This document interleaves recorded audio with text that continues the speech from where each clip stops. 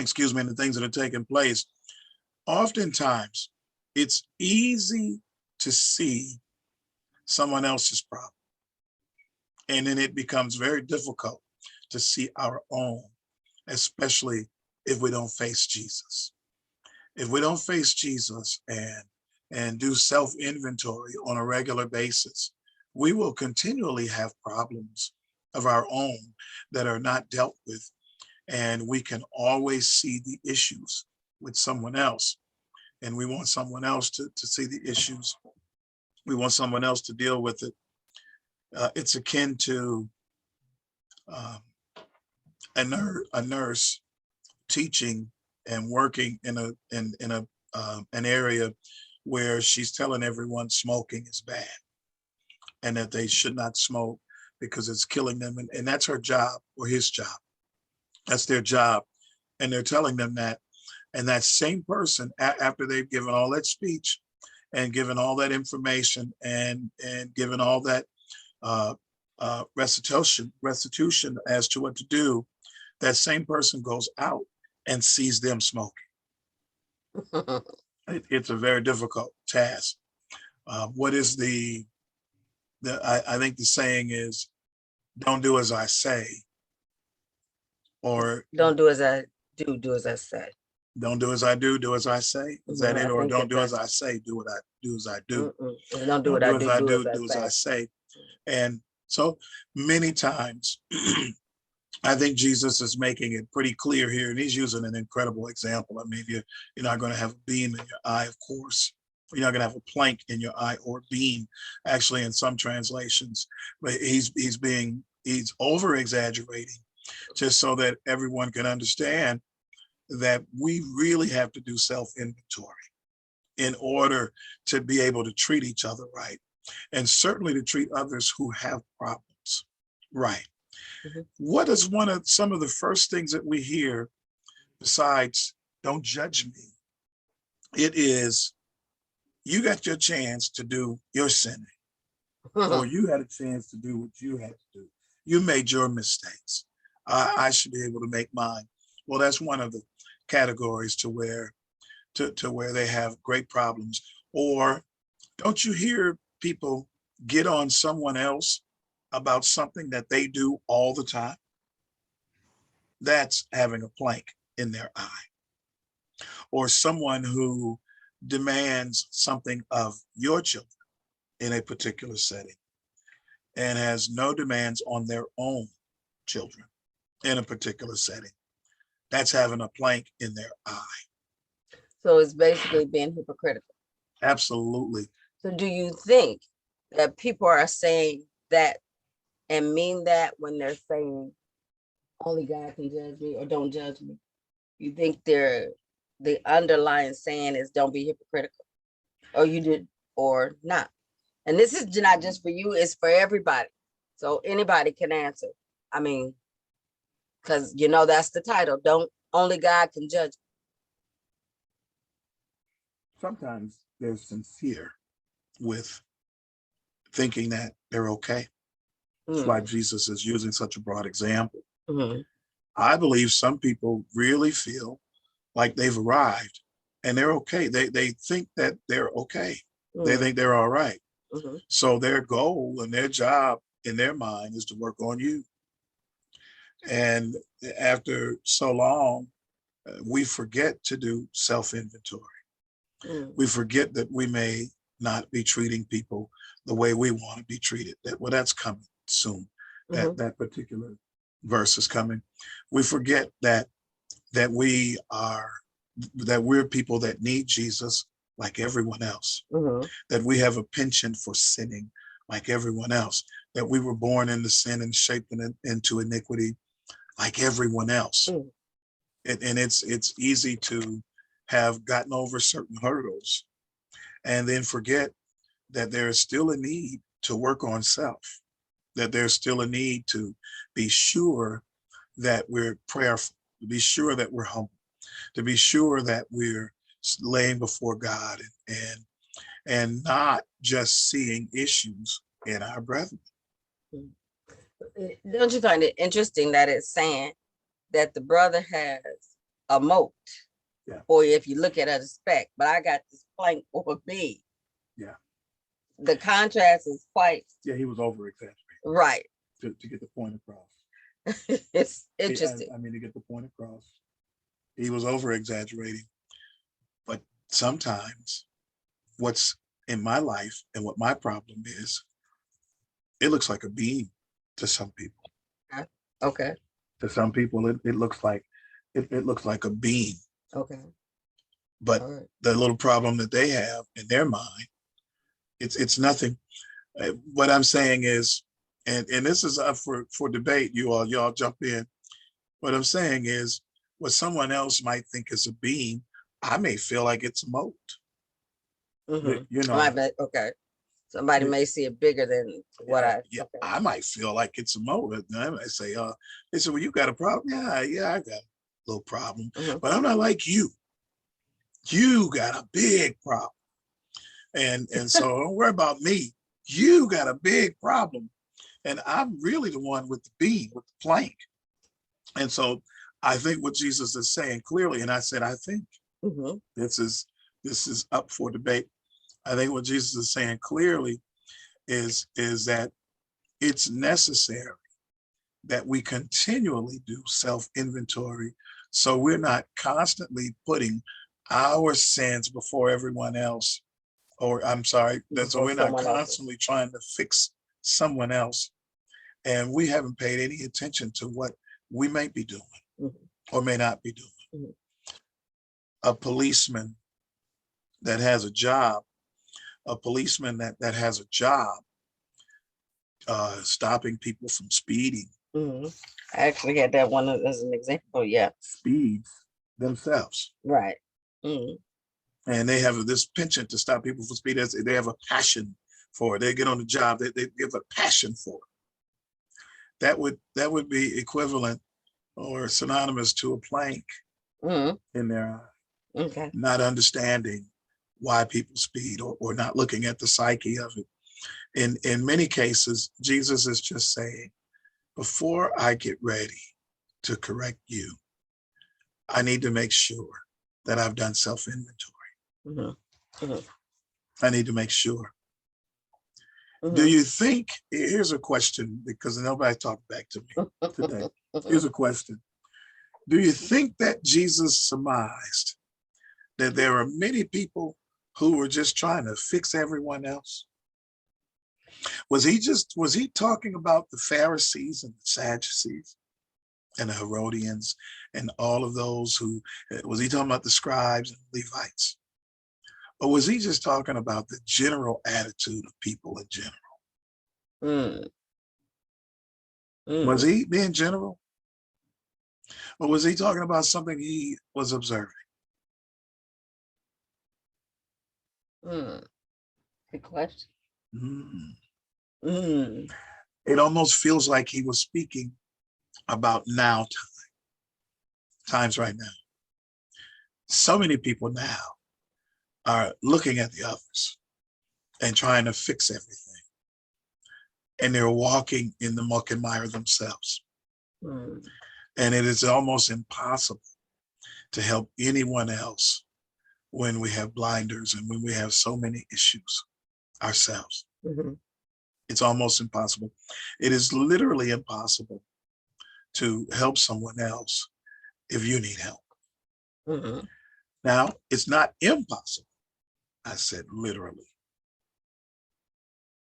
There is possibility that you can be a mess and help everyone else out of their mess Mhm. while you're in yours.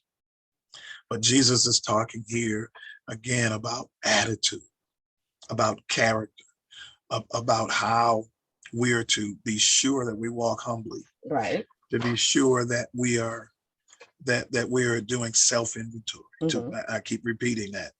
To be sure that we don't become a hypocrite. You look at B says, look at a plank. Look, a plank is in your own eye. Verse 3 and 4. Usually the one with the plank in his own eye would not immediately be aware of it. Now that's pretty critical. Yeah. Oftentimes, whatever the issue may be, it could be that they really don't know. that they have an issue. They really don't know that they're being hypocritical. It's as he is blind to his obvious fault. It is the attempt to correct the fault of someone else when we ourselves have the same or greater fault. That earns the accusation. The accusation, hypocrite. So many have fallen under that category. So many. So many. Do you think we don't see, well, you said that, but do you think once we help this other individual, do you think we see our own self, our own fault, or our own problem or issue, or the same issue that individual had? Do you think we become cognizant of it, or no? I don't know. I have an expanded part of that question. Mm. Do you think that maybe we want to help someone else because we don't want them to be like us? Okay. I know I've got this part, right? I know I've got this problem. Right. I'm trying to keep you from having this problem that I have. Then why don't we work on the problem together? If I know I have the problem, right, and I'm trying to keep you from having the problem I have, am I still a hypocrite? Did I acknowledge my problem? Why'd you laugh? Why you laugh? So did I acknowledge my problem? I'm just asking the question. If I know I have this problem and my goal is to keep everyone else from having my problem, am I still a hypocrite? If I tell you drinking is really, really wrong, it's a terrible thing to do, and I'm going to be drinking that night, drinking a lot that night. Well, you made a point of that, an excellent point of that. I hate to say it as a healthcare professional. We were just actually at work, we were saying that, how is it that we're supposed to be telling individuals and it actually telling individuals about eating healthy or that kind of thing. But if we have some type of get together or something in our conference room, and the healthy stuff is the last thing to go. Or you might have one healthy thing there. So, it might not even, we're not even doing it. So we have to, it's a matter of all of it. We being hypocritical or what? So we have to pay attention ourselves. That question too, because every time you look at some cop show or fire show or any kind of show on TV, they always, after work, find their way of relaxation is to go drinking or they smoking or something. And then the same thing you mentioned, when I look at a lot of the politician gatherings, they're always at places where you can drink. And when you look at business get-togethers, and then we sit up there and we say, how do we solve the reckless driving and the opioid crisis and all that crisis? And I'm like, people aren't going to listen to you because they're looking at what you do or what's the mind that's being played. Even if our police don't do it, we're looking at what's being played as a stereotypical image of them. Mm-hmm. And so we're going to say, how can you write me a ticket when in a few hours you getting off of work and going to go drinking? Yes. So I think it's kind of, like you said, the scripture is teaching two things. One is looking at ourselves, mm-hmm. and the other one is giving advice. And I think it's interesting because people who really have experienced a lot of things in their life based upon some things that they have done that they know are damaging to their life, then they'll give information. Mm-hmm. And I think the other part of it is Jesus was looking through a spiritual eye when he taught this too. So it wasn't just it was a spiritual eye. So make sure that when we're addressing spiritual, that we're starting to get in line ourselves. Amen. Mm. Amen. It's character building.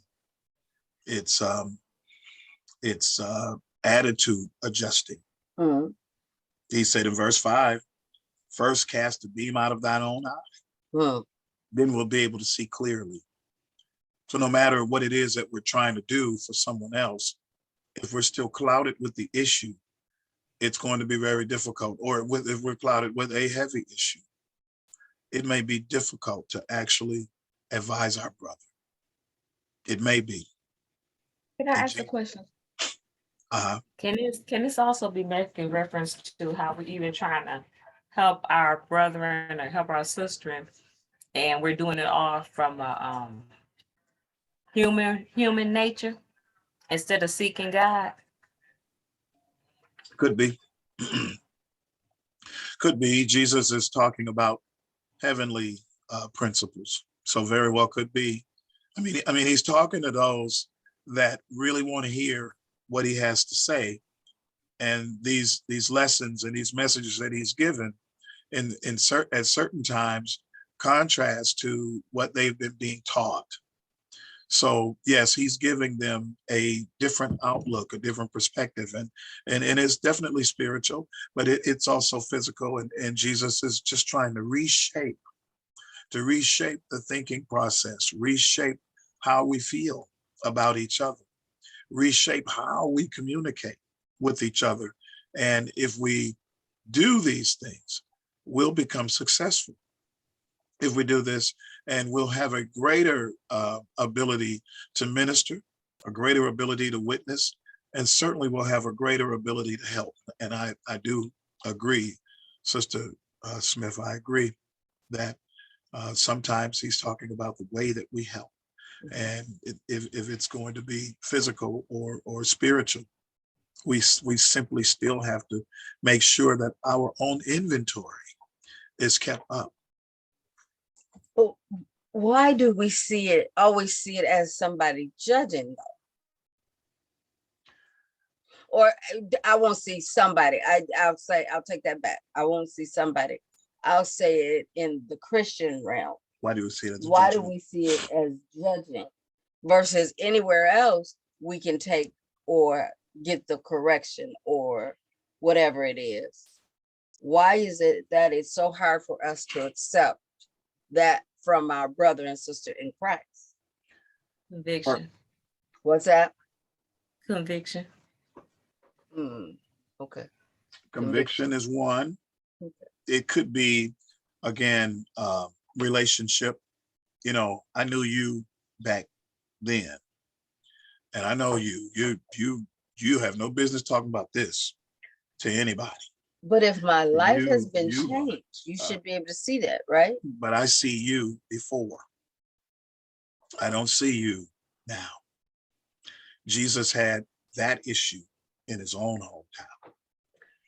I see you growing up. I see you before. I know your roots. I know your daddy was a drunk. That was my daddy. I That ain't know got your nothing to mama do with was a me. drug addict. I know that y'all had a lot of thieves in y'all family. I know this and I know that. And so I think I know you, and you are not qualified to do this. I'll give you all another real life example. In the Black community, especially in the Black community, more so than other communities.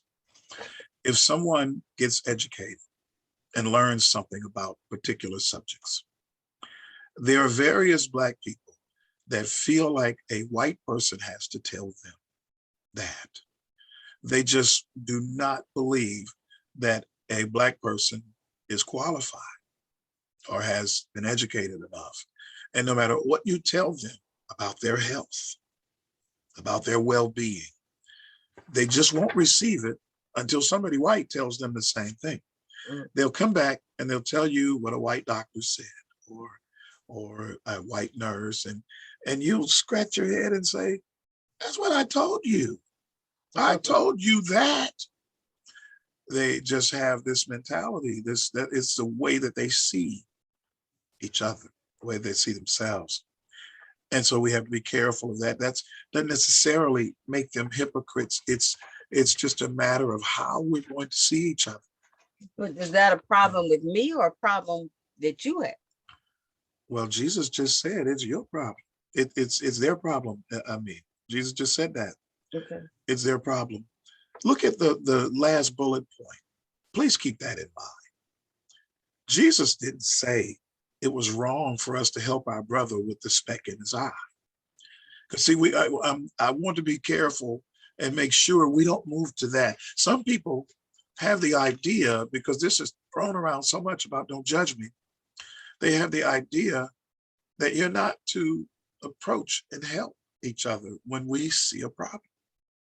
That's not what Jesus is saying here when he's talking about the moat and the plank. Jesus didn't say it was wrong Right. to help our brother with the speck in his eye. It's a good thing to help. That should have been yours. I'm sorry. It's a good thing to help your brother with his speck, but not before dealing with the plank in your own eye. Self-inventory can't be expressed more. The more we go before God, lay before God, spiritually and physically, and to make sure that we're submitting ourselves and that we're subject to him and that we're doing the things necessary to be worthy of witnessing, to be worthy of correction, to be worthy of ministering, to be worthy of preaching, and all of that, then we can be sure, or at least to the best of our ability, that we've dealt with our planks. And then we'll be able, clear-eyed, to see our brother, clear-eyed to help our brother. Does not mean that our brethren will accept our help. Doesn't mean that. But it's the spirit and the attitude in which I approach my brother.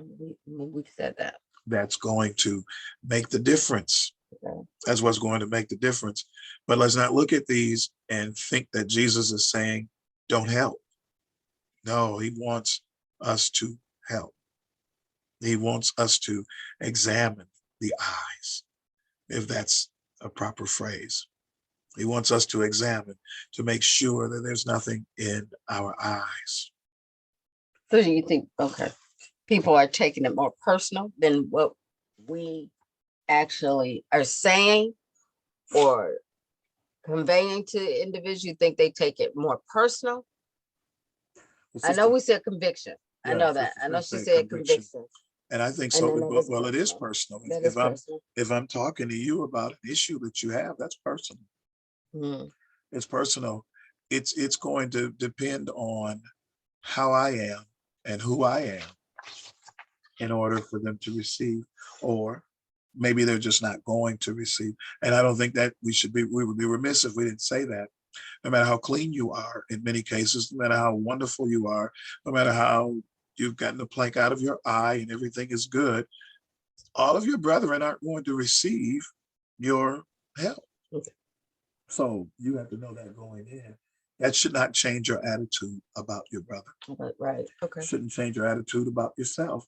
That brother or sister just won't receive your help. So you pray for them. Clearly, you're not the laborer. Clearly, you're not the waterer.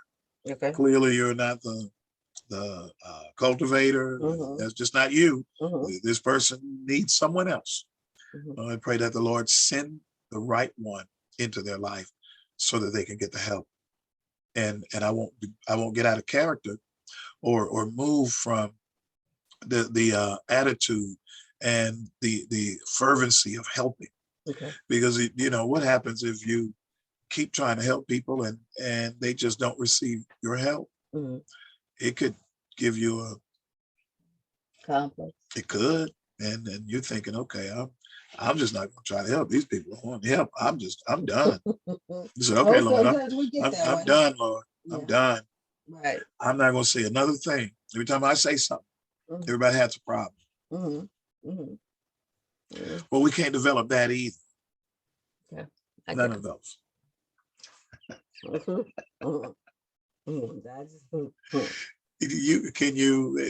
Not too many people are talking to me. What is a moat? We talked about a plank. What's a moat? What's a moat that might be in my eye? Moats symbolize and specks symbolize a small something. Right. So you kind of have to know me to see that. Right. You can't see it coming. A plank, you can see coming. And that's why I said that comparison is really, I know we saying it's over exaggerated, but just to think about that, you know, You kind of have to know me. to see. Is a moat an idiosyncrasy? Depends on who's doing who's doing the correction.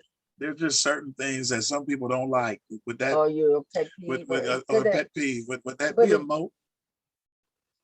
I mean, I grab my ear. You just don't like that. you just don't like it. No, maybe the way you grab your ears, what I don't. That's not a moat. A pet peeve is not a moat. An idiosyncrasy is not a moat. You put your socks on the floor instead of in a particular place. That's not a moat. So moats and these planks are more or less the sins. Yes, these are issues that would keep us from being Christ, right? Yes, that would keep us from being victorious in the body of Christ. So in other words, we're not just going to run around and throw out these scriptures and correct everything everybody's doing. Right. We're not going to do that. Right. Some things they'll work on. We're not going to attack the character of everyone, because the scripture says, what you doing, man? I'm looking for the moat. What moat? I'm trying to see what's going on with you. When you treat your wife right, or somebody said, well, I'm looking for the right? If you pay your tithes, did you pray? I'm looking for a moat. No, it will be clear. It'll be clear. So will a plank. So we're not just going to attack everything, right? Because Jesus told us that, but we're also not going to not say something because we're afraid of being called a hypocrite. It's a fine line, and again, it's an attitude. It's a process. If we're exercising self-inventory, we won't have a problem. So do you think, now that we're saying this and thinking about it, do you now think that may be why a lot of people won't say, or a lot of Christians who, whose life has changed, won't say what they've been through? I do. Because of this very thing? Partly. Okay. I do. I have one more question, and I'm not trying to drag it out. I'm really not. Okay. Not trying to drag it out. What if I don't feel like I've taken care of the things in my life, so I don't even consider your problem, your moat, because I feel so unworthy. Yes. And I clearly have the skill and the tools to help you. But because of how I feel, I've overly done my inventory. I've reached all the way back, and I've just come to this place, this depressed place today. I'm no good. I'm just no good. I need somebody to help me. I'm going to sit down in the middle of the floor and say, I just need somebody to help me. We can't get there either. I don't want to I keep saying self-inventory, but not to the extent to where we become no good to others. Paul would say that I'm the chief sinner, but he said that gives me the opportunity to recognize what I was doing wrong. And because I know what it is, I can recognize it in someone else. Now, I may not be able to recognize adultery or something of that sort, but maybe some of the other things that I was into in my previous life, I may be able to spot those. I have just something I have here that says, ironically and unfortunately, it seems like the overwhelming majority of cases where someone plays the judge not card don't actually apply to the judge not command. The one who yells, "Don't judge me, bro," the loudest is typically the one who most needs to hear God's judgment. Those who protest only God can judge me fail to realize that his word has already done just that. Yeah. There's a worldly saying that says if you throw a rock, the dog that hollers out is the one that got hit. Mhm, mhm. Mm, mm, We are commanded to help mm, our brethren. We're commanded to do that. mm, We have a responsibility to help our brethren. We have a duty to help our brethren. We have more of responsibility per Jesus here in these verses to go before him and to be sure that we're getting his help and that we're also receiving help that comes from others mhm, mhm. so that we don't enter into the hypocrite status. Yeah. So self-inventory, key. Self-inventory. Amen. That's the old song, and it's Search Me, Lord. So are we saying that, Rail? When we sing, now that I thought about that, I just thought about that. We sing that song, Search Me, Lord. If you No. find, right, no, but now if you find anything that shouldn't be, take it out and strengthen me. So Yes. is that a, Yes, but we're saying, Lord, now what if he does it through somebody else that you don't like? but then we made that, What if- made that proclamation. What if he takes it out through somebody else that you don't like, somebody else that got huge problems? Then how you gonna come tell me when I see what's going on with you? But you just said, search me, Lord. Right, that's what Take I'm it out. saying. That's what I said. That's why I'm saying it. And so Jesus is saying that because there are those who are saying, search me, Lord.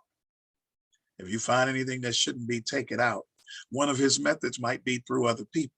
Right. And so Jesus is saying to us, make sure the plank is out of your eye so I can send you to your brother. Right.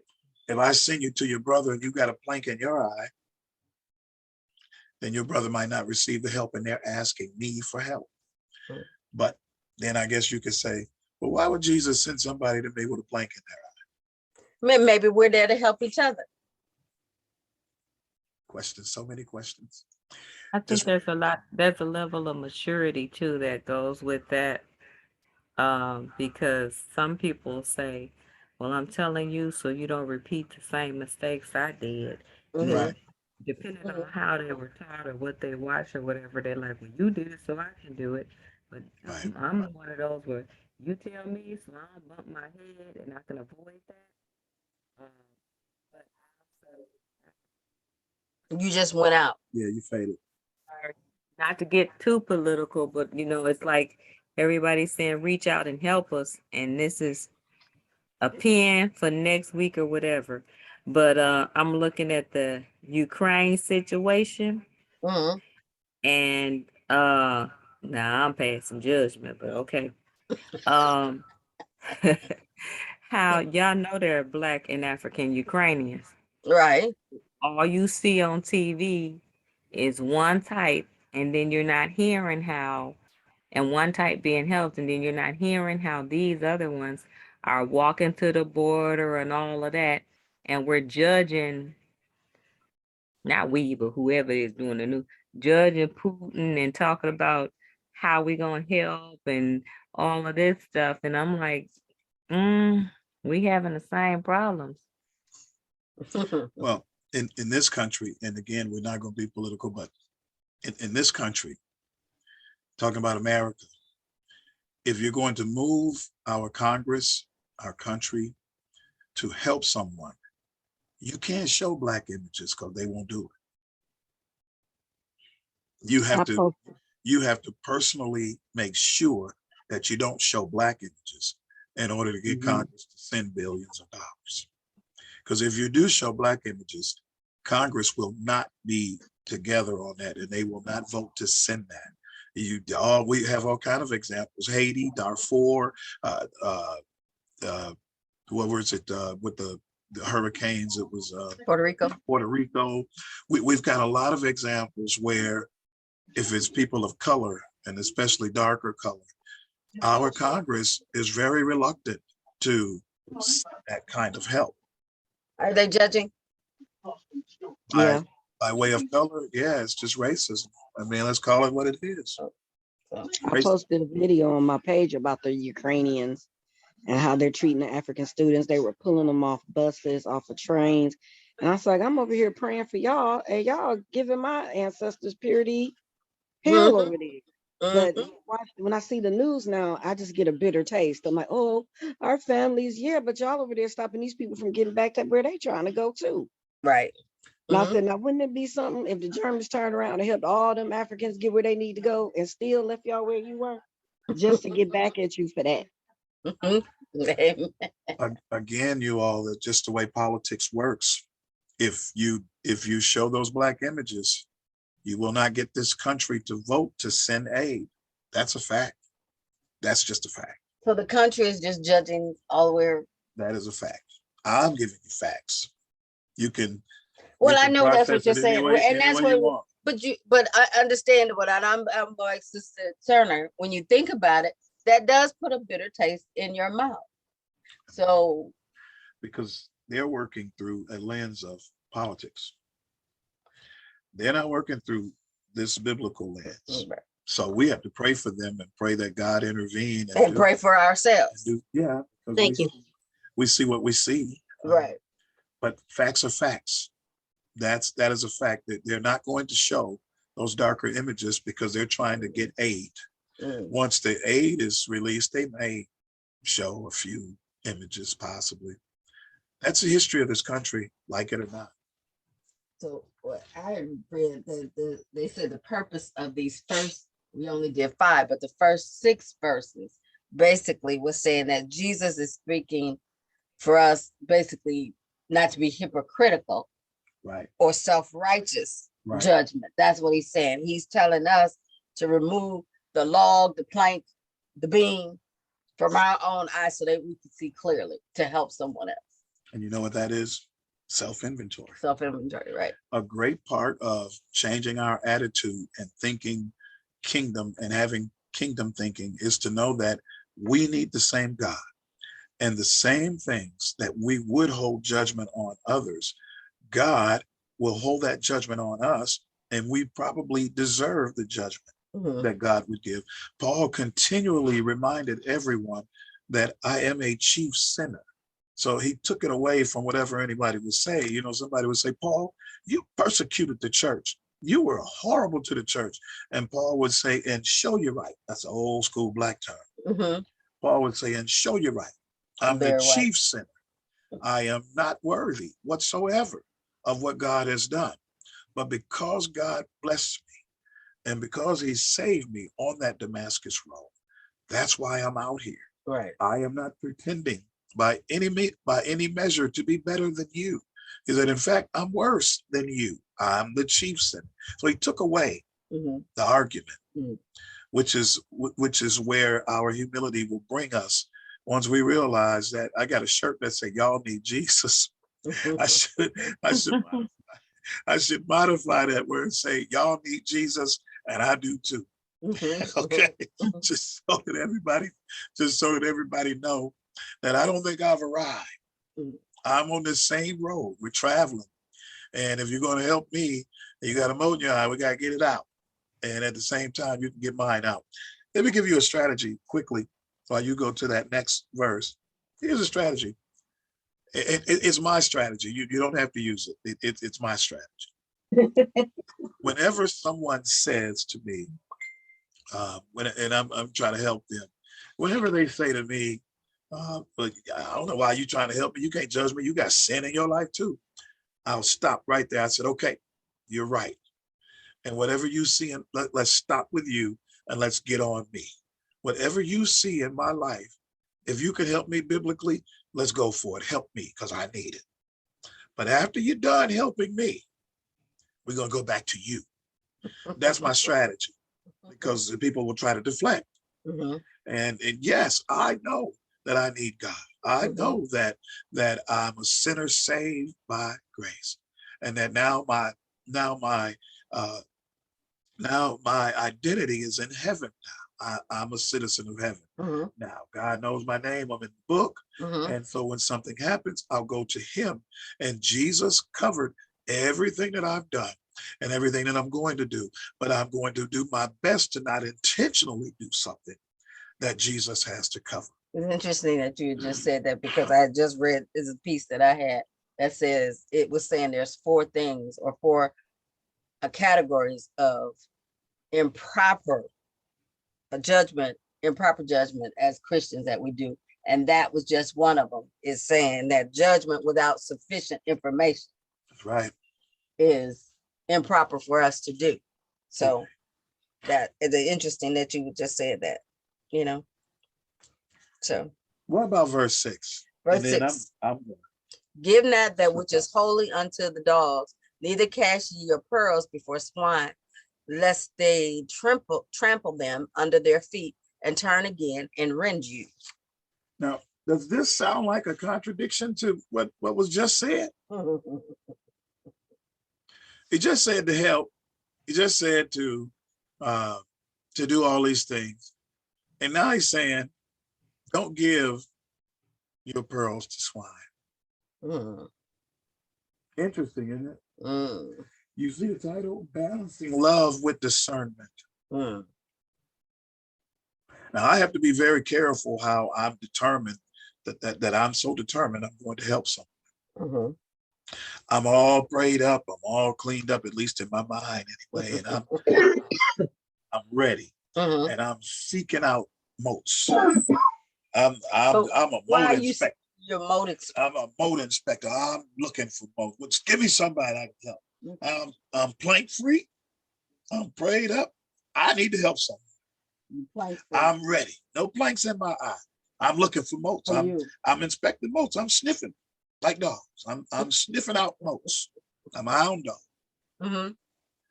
Everywhere I go, it's not, no one is receiving me. I am doing everything I can to expand this kingdom. Yeah, you notice there's a lot of eyes going on. Right, you did say that. You did do it.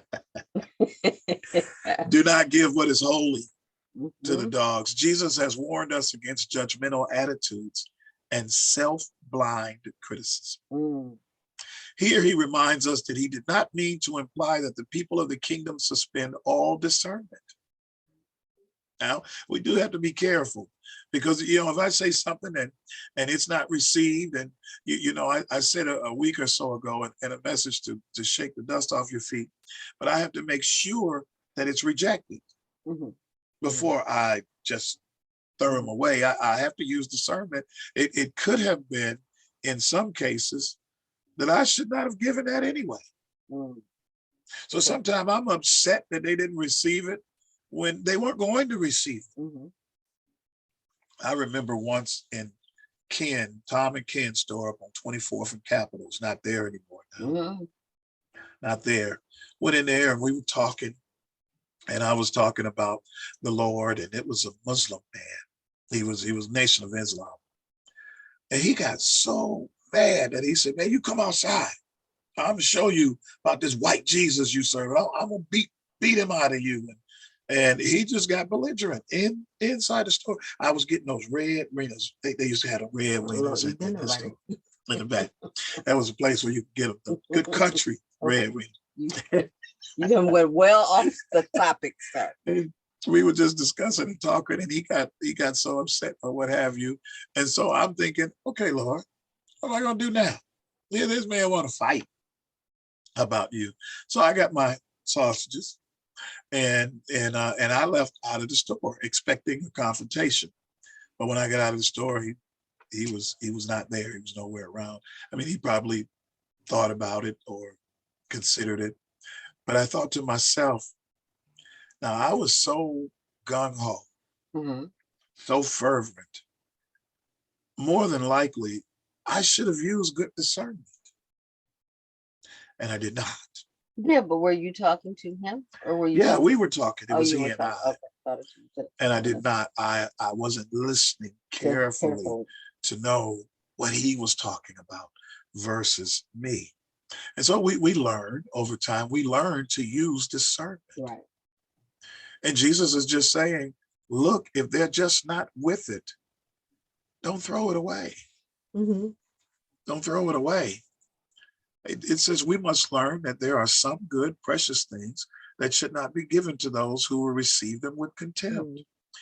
Yeah, Here's but I've noticed that some people of different faiths or whatever will come at you and you're not sure if they're trying to seek information or if they're trying to show their own Knowledge.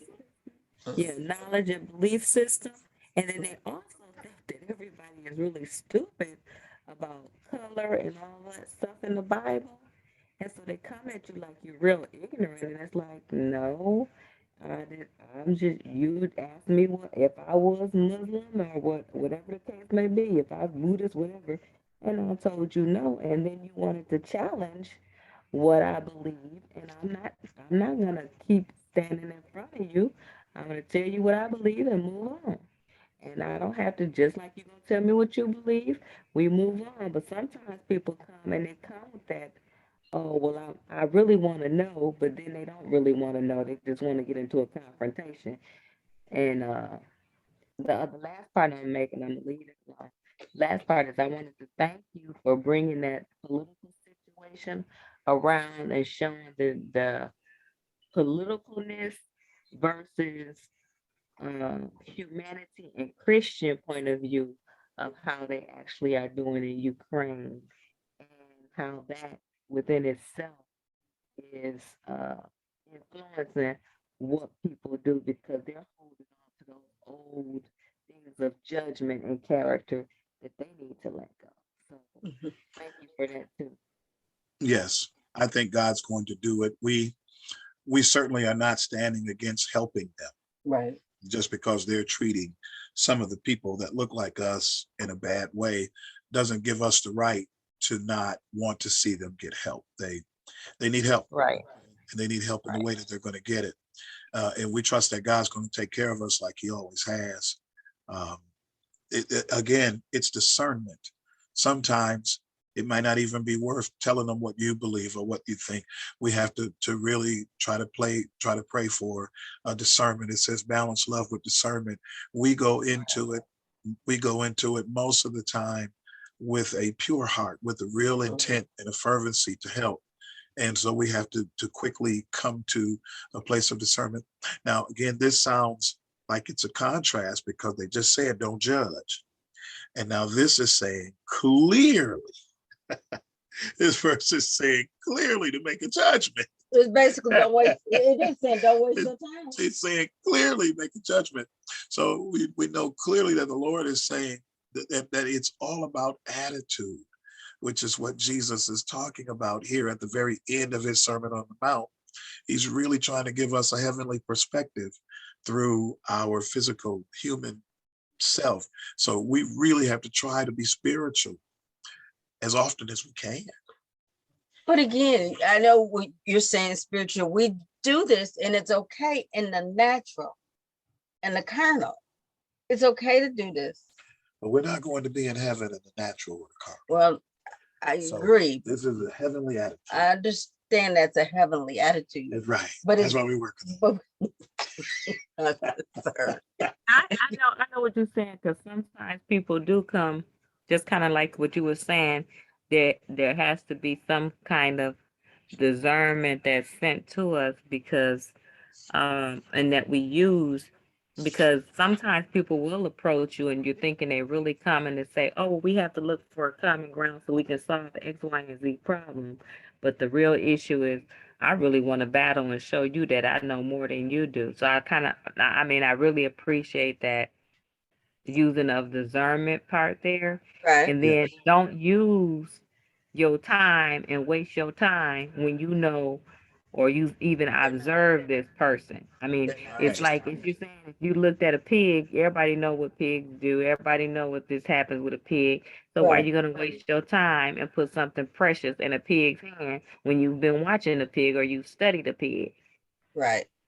Exactly. Right. I can used to be that I could point to women who do this greatly in the physical, but lately women have been slipping. They're not as good as they used to be. No, you didn't. it used to be that women just knew. They knew when a fellow wasn't on the up and up, even though he was putting on his best Eddie Haskell. He was doing, I mean, he was Well, I gotta be he Eddie was Haskell. Mac Daddy. Well, he was clean. He was Mac Daddy all the way. Okay. Why Eddie He was, Haskell? because Eddie Haskell fooled the parents. And so he was doing his best Eddie Haskell, and women just, they had a radar. They just knew. They said, oh no, he ain't no good. And he doing all of the right things. But they knew that down, they knew underneath he was a wolf. And so they just had a detector. And so that's why the last bullet point, then I'm going to slip out, y'all, let Dr. Marbley close it out. Jesus did not say this to discourage us from sharing the gospel.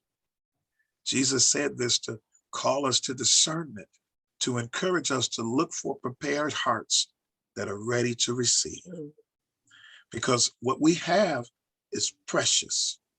Jesus didn't just give it out to everybody, anyone. There were times when they came to him and he said, you generation of vipers and you dogs, I'm not going to give you anything.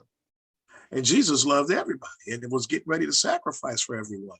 Well, but he had enough discernment to know they weren't who genuinely wanted it. Right.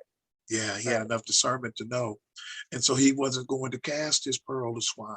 He wasn't going to just give what was holy to those who would trample them under their feet and turn and try and use it against you. He wasn't going to do that. Some people receive it with contempt. Some people receive it just to ridicule. And so we have to start employing discernment so that what we have is truly precious and we're not just throwing it around. To go, John Hagee used this example. John Hagee said, if you're a farmer and you have seeds, he says, you're not going to go all up and down the city streets and all up and down the neighborhoods and throw your seeds where there's no field prepared to receive them. He said, think of what we have as precious seeds that you want to get a crop. He said, then you're careful where to spread your seeds. He said, a farmer is careful to spread his seeds in a prepared land. Well, all right, Pastor is checking out. Love you all. Love you and all. love you all. So we will finish up. Let's see. Next week. I'm sorry. Let me stop. He done took off. We'll finish this up next week. So we got through 4 verses today. So we'll finish it off next week. Anybody have anything they'd like to say? All right. If not, then we're asking God to cover us. We're asking God to cover us and watch over us and protect us as we slumber on tonight and wake us, that we'd be running to tell somebody about him, but have some discernment. Amen. Amen. Love you all. Love you too. Good Love night. you too. Good night, everybody. Good night.